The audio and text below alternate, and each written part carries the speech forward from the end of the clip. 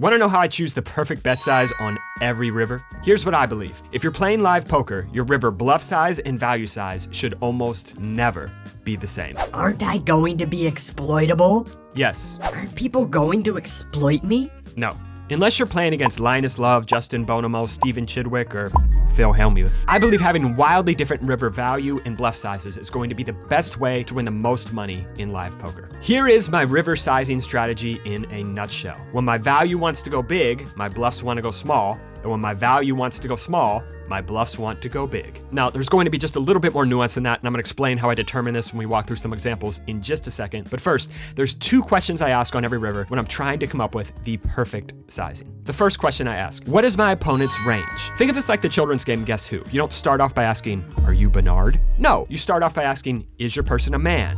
Does your person have brown hair? Is your person wearing glasses? Same thing in poker. You don't start off on the flop by going, oh, I put you on 9 of hearts, 7 of clubs. No, you start off by thinking, okay, maybe my opponent has some top pair, maybe they have some flush draws, maybe they have some gut shots, and you take that range and you carry it over to the next street and you continue to narrow it with each additional action. And going back to Guess Who, if they told you they have brown hair on the flop, you can't all of a sudden put red hair in their range on the river. And by the way, coaching over 90 players over the last 2.5 years, this is one of the biggest indicators I've seen of which players are going to be able to make a lot of money from poker and those who aren't. The second question I would ask on every river, what would I do with the inverse? So what does this mean? I found when I'm playing in the heat of the moment, I have a hard time distancing the forest from the trees. So asking this question always helps me zoom out. So let's say we get to the river with a value hand. We've got an overpair, right? So I would ask in this situation, what would we do if we were bluffing? Well, let's say our opponent's range getting to this river looks like a lot of very strong top pair and bricked draws. So if I was bluffing here, well, I don't think my opponent's going to be folding their strong top pair hands. Maybe they're really sticky, all the draws bricked, whatever. I don't feel comfortable getting them to fold their top pair, but maybe all their draws would just fold if we breathed on this pot. We've got 7 high and that sounds pretty good. So if we were bluffing here, maybe we would just go very small. Aha! So that means when we have value, we should be going really, really big because we don't feel comfortable going big with a bluff because we think they're just never folding top pair. So when we have value, big. Okay, let's walk through a bunch of examples and I'm gonna show you how this all works in real time. All right, first example here, we are playing 2-5, 1,000 effective. We open ace queen of spades on the button here and the villain calls. Flop comes jack 9 deuce with a couple of spades. Villain checks to us and we're just gonna be c-betting range here, heads up in position. I wanna choose a size where they call with their weak shit and raise off their strong shit. And usually half pot is gonna be around that threshold. So just like ace queen would wanna go half pot here, I'd also want to go half pot here if I had a value hand. If I had pocket 9s here, I'd probably want to go small as well to force them to raise off pocket deuces or jack 9. And if I had complete air here, I'd also want to go half pot because then when they raise, we can just fold. And when they just call, now we have some profitable barreling opportunities because they're going to raise off a lot of their strong hands on this wet dynamic board. Let's go to the turn and look at that sweet baby there. Look at that sweet baby there. We bink the nuts, they check to us. And the question I ask on turns to determine my sizing, are they capped? And if yes, I'm generally going to go pretty large with a lot of my range, and if no, I'm generally going to go pretty small. Why? Well, let's say the turn is an offsuit 4. What's the best hand they can have on the turn? Probably a hand like ace jack, right? Because they would raise off pocket 9s, jack 9 suited, pocket deuces on the flop, especially when we choose a small size. So if the turn is an offsuit 4, they are capped. I want to go large on the turn because us going small is not going to encourage them to put in any more money and raise us off. Whereas if they have a hand like king jack or queen jack or even ace jack, they're not folding no matter how much money we put in. So when they're capped, we usually want to choose a big size. But on this turn, are they capped? No, they could have quite a few flushes here. A lot of their flushes would check call on the flop. So I am going to choose a small size, even though I have the nuts, because choosing a small size encourages them to continue with their weak shit. Say they have a hand like pocket 8s with the 8 of spades, and also say they have a 10 high flush here. Well, if we go small here, those hands are gonna raise and put in more money for us anyway. So going small here accomplishes quite a lot here. Also accomplishes quite a lot when we have complete air here, a hand like 7-6 of diamonds, because if we go small on this turn and they just check call, they're gonna have a lot of hands like pocket 8s with a spade or queen 10 of hearts that we feel very comfortable bluffing on the river. So both our value and our bluffs want to go small on this turn. So that's what we do. We go half pot, they call, and now we get to the river. River is a complete blank in offsuit 3. The first question, remember, that I would ask on this river, what is their range? Ignore our hand, ignore we have ace queen of spades, because we're gonna play this river like we have 7-6 of diamonds as well. So they have a lot of jack X, a lot of top pair type hands, ace jack, king jack, queen jack. They have some open in straight draws that bricked, maybe some 10-8, queen 10, stuff like that. Some under pairs with a spade, pocket 8s, pocket 7s, pocket 6s, etc. And maybe a few traps. The hands that players will trap when you bet small on the turn when the flush comes in is the nut flush. A lot of their other flushes, they're just gonna raise off when you bet small, or they will just donk the river. So we're not really gonna give them their king high, their 10 high, their 8 high flushes, etc. So we will give them some partials of these ace high flushes here, but usually the best hand they're gonna have getting to this river is a hand like ace jack. We know what their range is now on this river. Now I would ask, what would I do with the inverse? If we had 7-6 of diamonds here, what size would we bet? Well, I think we would bet pretty big because I think we can just get folds from almost everything. King jack, queen jack, ace jack. I think all of those hands are folding. Obviously the 9x is folding. Obviously like pocket 8s with a spade are folding. Now, we can't just go with a ridiculous size with 7-6 of diamonds because occasionally we'll run into a hand like ace 7 of spades that trap the turn, but they're just not gonna have many flushes. And I don't think jack X is gonna wanna hang on when the flush gets there. So if we did have a hand like 7-6 of diamonds here, I would wanna go big. Maybe 220 is the size to make ace jack fold all the time, so it makes our bluff very profitable. Well, if our bluff wants to go big, that means our value hand, when we have ace queen, probably wants to go relatively small. But with ace queen, we want to make sure a hand like king jack, queen jack, those hands call. So maybe with ace queen, we choose a size maybe around 100. So I pulled up the solver and gave us the option to bet 2 different sizes on this river, one for $220 into 160 and one for 100. When we bet 220, here is their response. You see, they're mostly folding ace jack. They are sometimes calling. The jack X is mostly folding. And then obviously whenever they have a flush, they're just putting in all the money. Occasionally they'll bluff when they have a hand like ace 10 with the ace of spades. Not much, but small frequency. And this is their response when we bet 220. Now let's say we bet 100 on this river. I lock them to mostly be calling whenever they have top pair. So just calling at a much higher frequency with jack X here. And again, of course, they're just raising whenever they have the flush, and they're mostly folding when they have second pair. And as we can see here, here is what the solver prefers our strategy to do. Ace queen, the EV of betting 100 is going to significantly outperform the EV of overbetting. And for 7-6 of diamonds, the EV of overbetting is going to significantly outperform the value of betting 100. So this would be a situation where our value wants to go small, so our bluff wants to go big. Now I'm going to show you the opposite, where our value wants to go big, so our bluff wants to go small. All right, guys, real quick, if you could please just hit that subscribe button. My dog Frankie has been biting his toes a lot. We've had to put a hat on him, and he told me the only way he's going to stop biting his toes is if we get more subscribers to the Hungry Horse YouTube channel. Save Frankie's toes. Please subscribe.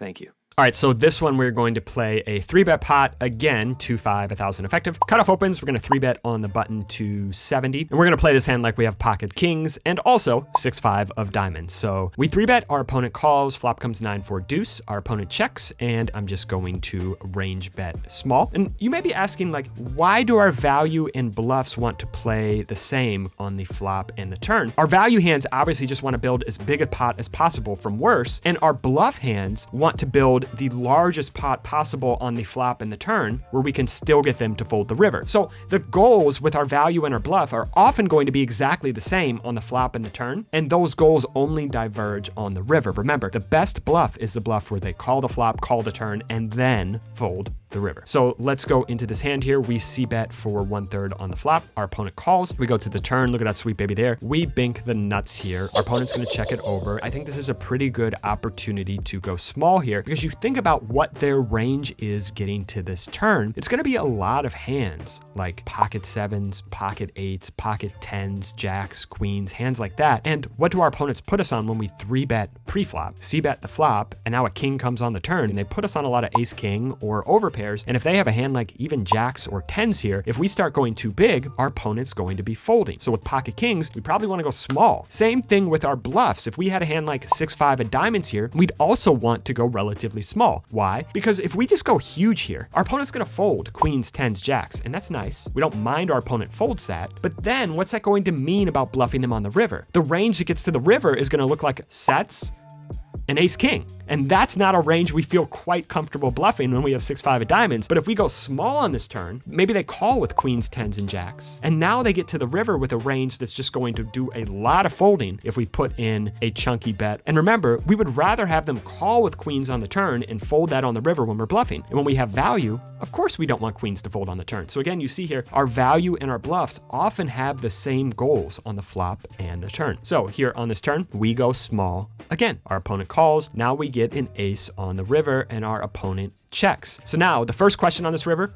what is our opponent's range? All right, so this is the range I gave them getting to the river, and it's going to look like a lot of strong stuff and a lot of really weak stuff. So let's start off with the weak stuff, maybe some queens through pocket fives. The queens gave them partials, maybe the queens 4-bet off sometimes, maybe the queens check raise the flop sometimes. Jacks and tens gonna have a lot of that when we bet small flop, bet small turn. Then some of these under pairs, 8s through 5s. Of course, these would always call the flop. Maybe sometimes they start doing some folding on the turn, even to a small bet when the king comes. So I gave them some reduced partials of those. And then a bunch of 9x. So maybe some 8-9, 10-9, Jack-9, Queen-9. And then going a little bit stronger, maybe some King X here, maybe King-Queen suited would float the flop sometimes with a backdoor straight draw, 2 overs, and a backdoor flush draw. And then some stronger hands, so like some top pair, maybe like some Ace-5 and Ace-3 suited. Maybe these hands with a gut shot would do a lot of calling to a small bet on the flop and a small bet on the turn. And then they've got the really strong stuff, right? Like maybe some trapped sets. So maybe on such a dry board in a 3-bet pot, the sets would just check call twice. So maybe pocket deuces, pocket 4s, pocket 9s. Got some partials of that. And then some 2 pair. It's like some ace deuce suited or ace 4 suited. These hands would certainly check call twice a lot on the flop and turn, and then big 2 pair on the river. Some king 9 suited, ace 9 suited, and then maybe some ace king. Ace king would certainly float the flop. So I give them partials of ace king, maybe at 4-bet sometimes. So they've got some 2 pair, some sets, some weak top pair, and then a bunch of weak shit. This is their range getting to the river. All right, so the second question I would ask on this river, now that we've come up with a range, what would I do with the inverse? So if we had 6-5 of diamonds here, what would I do? I don't think we're getting hands like ace 4 or certainly ace king or ace deuce or ace 9. Like they just have a lot of 2 pair here. So if I had a bluff here, what size would I need to go to make pocket queens fold? Pocket jacks, pocket 8s, 10-9 suited. I think a lot of those hands would fold for a very small size. And I don't think I'd feel comfortable bluffing big because we just run into 2 pair and sets at a pretty high frequency if we were bluffing here. So if I had 6-5 of diamonds, I'd go very, very small because I think queens, jacks, 10s is going to be a huge portion of the range. And that portion of the range is going to fold if we breathe on this pot. So maybe I just bet 150 and try to get queens, jacks, and 10s to fold. Aha. So that means my bluff wants to go small. So my value is going to want to go very big. Back to kings here. Since my bluff wants to go small, I probably want to go very, very big because is ace king ever folding? No. Is a slow played set, 9s, 4s, or deuces ever folding?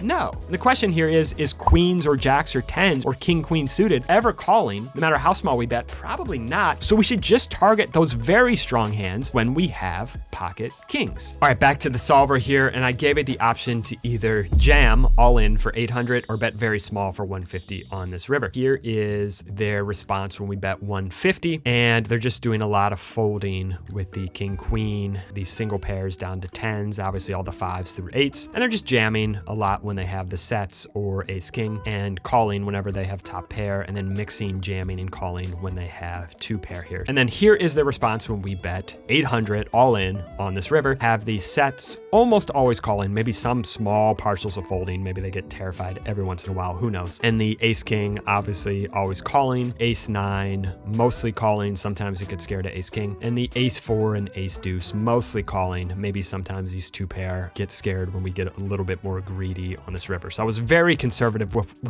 calls when we jam here. And as you see here still, here is our response. Pocket kings very strongly prefers just jamming for 2x pot on this river. You see the EV is going to be almost $20 higher for jamming than it is for betting small. And 6-5 of diamonds, look at that sweet baby there. Just very strongly prefers betting very, very small here. Just wins a ton of EV, getting a lot of their weak 1 pair hands to to fold. All right, so you guys get it at this point. When our value wants to go large, our bluffs want to go small, and when our value wants to go small, our bluffs want to go large. Okay, simple. Let's introduce a bit more nuance. Let's jump into the next hand. Once again, we are going to open on the button here. We're going to play a single raise pot, 2-5, 1K effective. Our opponent's going to call in the big blind, and we're going to play this spot now like we have 3 different hands. Like we have pocket nines, like we have a nutted type hand, 7-6 of diamonds, like we just have an airball bluff, and like a thin value hand. So let's walk through those 3 permutations. Again, both our bluffs and our value are going to want to start off small on the flop to force them to raise off their strong shit and still call with their weak shit. So we go half pot here, they call. Turn is a 4. On this turn, are they capped?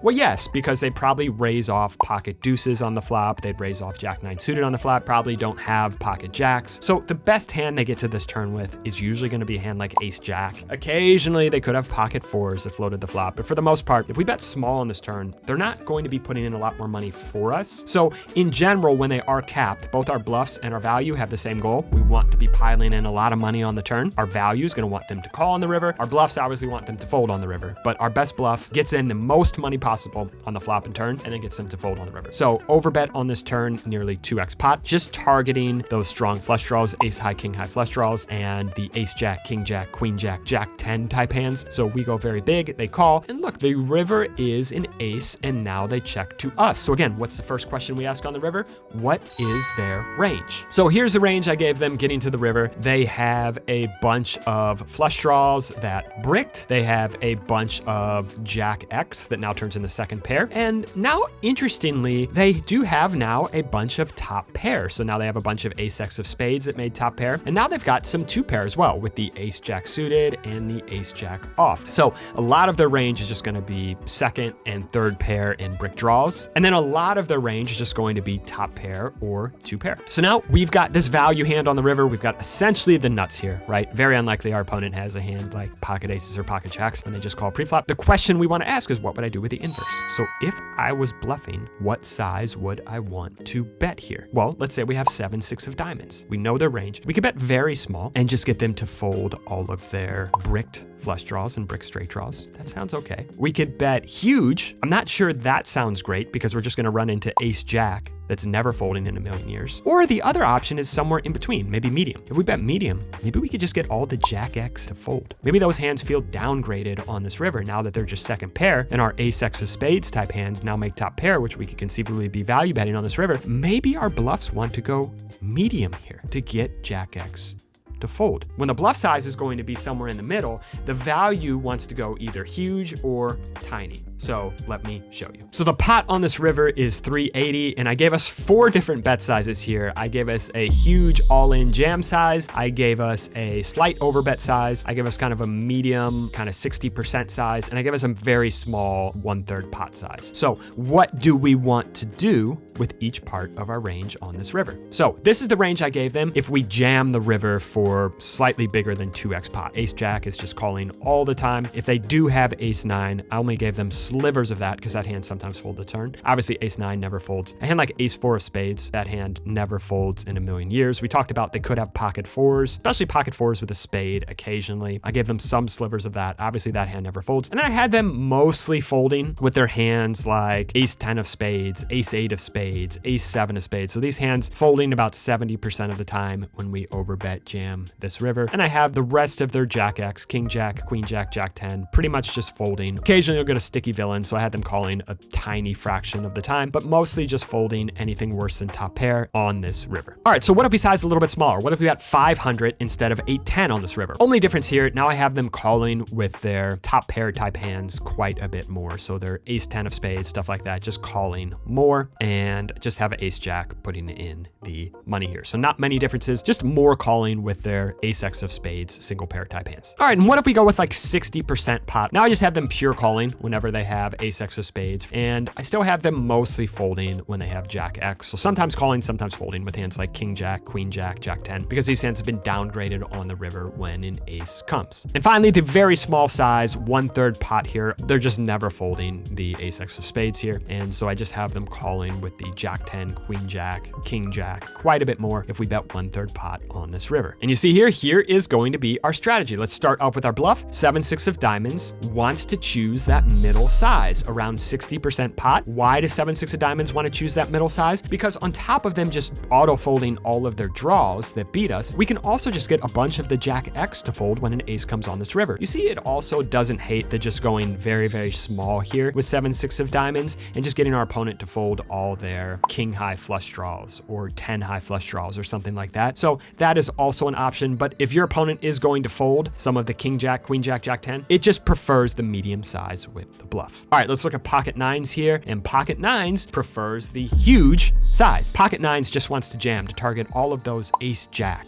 ace 9, ace 4 and ace deuce of spades, pocket 4s with a spade. All of those very strong combos that just are never folding to a jam. So pocket 9s just wants to pile in all of the money here. And then what if we had a hand like ace 3 of spades? Well, this is interesting because if we get here now a top pair, we would want to be targeting hands like jack 10, king jack, queen jack. And since our bluff 7-6 of diamonds is going medium to get those hands to fold, if we are going to target them with a hand like ace 3 of spades, we have to go very, very small. So you see the preferred size here with a hand like ace 3 of spades is just going 1/3 pot. So again, and this one is a little bit more nuanced. When our bluff size is medium, our value size is going to be either huge or tiny. All right, one final example for you guys, and this one again is going to be a little bit more nuanced. When our value wants to go medium now, our bluffs want to go either huge or tiny. All right, so we've got pocket kings on the button again, and we are going to open in a 2-5 game. Our opponent's going to call in the big blind, jack 9 deuce. Look at that flop. That's one of the best flops you could do, a jack 9 deuce with 2 spades. Opponent's going to check. You probably know at this point, we're going to go half pot. They call. Turn is an offsuit 4. They check. Again, you probably know at this point, are they capped? Yes. So what are we going to do when they're capped? We are generally going to want to go big. So we are going to overbet on this turn, just targeting ace jack, king jack, ace high flush draws, queen high flush draws, etc. They call, and now the river is a 3 of hearts. So the first question we ask on the river, what is their range? All right, getting to this river, the range going to look a lot like the last hand because the only thing we changed here is the river. So it's going to be a lot of top pair, a lot of jack X, ace jack, king jack, queen jack, and going to be a lot of brick draws here now. So what would I do with the inverse? Well, if I had 7-6 of diamonds here, what size would I want to bet? Well, the best hand our opponent can get here with is usually a hand like ace jack, king jack. Do I think I can get that to fold if I jam? And I'm not going to tell you, this is player dependent, right? Some players are going to fold, some players are not going to fold Jack X at all. This is the question you need to ask though. If I had 7-6 of diamonds, would I go all in here to get my opponent to fold a hand like Jack X? And I think for most players at 2-5 are not going to want to hang on for a 2x pot size overbet. So I think with a hand like 7-6 of diamonds, I would probably prefer to either jam to get them to fold the Jack X or very, very small and just get our opponents to fold hands like queen 10, ace high flush draws, king high flush draws. So what does that mean when we have pocket kings? Well, we probably want to go somewhere in between, right? So what size can we bet here? Well, we just win the max from a hand like ace jack or queen jack if we have pocket kings here. All right, so I gave us a few bet sizing options on this river. 1, the all-in jam. 2, betting 500, just kind of a small overbet. And 3, betting 1/3 pot, so just kind of a small tiny boy bet on this river. So first, let's look at what happens, what I had them do if we jam all in. So I had them mostly calling with ace jack and then just folding the king jack about half the time, folding the queen jack and jack 10 mostly on this river. Now, if we bet 500, I just had them calling with the ace jack a little bit more. Now they call, say, 90%, and the king jack calls maybe 70%, and the queen jack calls maybe 60%. And now let's look at the response if we just bet 1/3 here. Obviously, they never fold a jack. They never fold a 9 if they get here with a 9, but they do just fold all their draws, right? So if they get here with the ace high flush draws, their king high flush draws, their open and straight draws, all those hands just fold if we bet small. And so now let's look at what our hands want to do. With 7-6 of diamonds here, it just prefers the big size, prefers going all in because I inputted in this situation that they would fold quite a bit of king jack, queen jack, jack 10. Now, if that's not true for your opponents, you can adjust. The point here isn't the calibration, the point is the way of thinking. But we see here with 7-6 of diamonds also, it kind of likes a small size as well. Look at the small size. So when we bet 120 here and we just get them to fold all those draws, that becomes a viable option as well. The size it likes the least with 7-6 of diamonds is kind of that middling size, the small overbet, because it doesn't really accomplish much. It just gets called by the Jack X a lot, and we could get a much cheaper size to fold out all the draws. Now, with pocket kings, what's that going to mean? Well, pocket kings prefers the middling size, because when we go the middling size, we just win the max against all the Jack X. So when our value wants to go medium, our bluffs want to go either huge or very small. All right, guys, I just want to emphasize one thing. Maybe you think some of my assumptions are off with what people call and what people fold on rivers. That is not the point of this video. The point is assigning your opponent a range on the river and then asking how they respond to certain sizes and asking what you would do with the inverse is going to help you come to the best value size and the best bluff size. The rest of it is going to be calibration. Maybe the players in your pool call too much. Maybe the players in your pool fold too much. These guiding sets of questions are going to help you come to the right answers no matter what players you are playing against. Anyways, I hope you guys enjoyed this video, and these 2 questions help perfect your river sizing with both your value and your bluffs. Thank you guys, and have a gentle day.